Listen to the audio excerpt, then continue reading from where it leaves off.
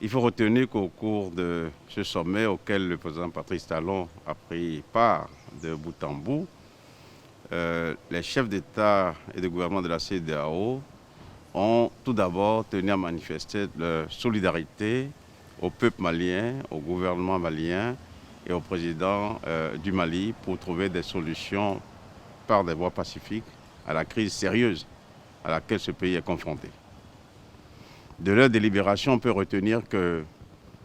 le protocole de la CEDEAO sur la bonne gouvernance et la démocratie, qui proscrit l'accès au pouvoir par des voies non constitutionnelles, a été retenu comme le document de base, ce qui rend impossible la satisfaction de la revendication du groupe de l'opposition qui demandait une démission du président. Il n'est pas question de faire démissionner le président Ibeka par ce groupe,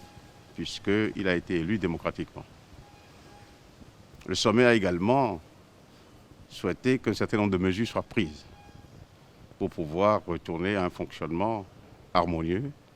ou du moins une reprise de la vie constitutionnelle dans ce pays.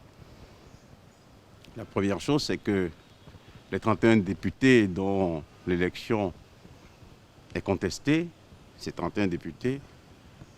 démissionneront. En tout cas, les moyens existent de les amener à se retirer de l'Assemblée nationale. La deuxième mesure, c'est que le Premier ministre ayant déjà été nommé, la nomination du Premier ministre étant une prérogative du président de la République, il a été demandé au président de nommer les ministres de souveraineté, à savoir la défense, la justice, les affaires étrangères, la sécurité et les finances. Le sommet a recommandé également que la proposition de mise en place d'un gouvernement d'union nationale soit actée assez rapidement pour permettre au gouvernement, dans une proportion qui a été indiquée,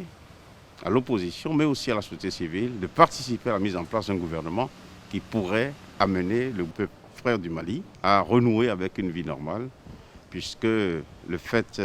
d'être dans une situation d'insurrection, dans une situation de désordre, peut faire le lit du terrorisme. Donc cette décision a été prise. Enfin, il a été convenu que des élections partielles législatives soient organisées, que la Cour constitutionnelle soit remise en place, soit reconstituée en utilisant tout ce qui est prévu par la constitution de ce pays. Et une chose qui est très importante, c'est que les chefs d'État ont assorti ces mesures-là d'un délai de mise en œuvre et ont pris une décision assez importante à la fin, la mise en place d'un régime de sanctions individuelles contre tous ceux qui voudront entraver le fonctionnement des institutions, la mise en œuvre du jeu démocratique dans ce pays frère qui est le Mali, auquel l'ensemble des chefs d'État a eu à souhaiter une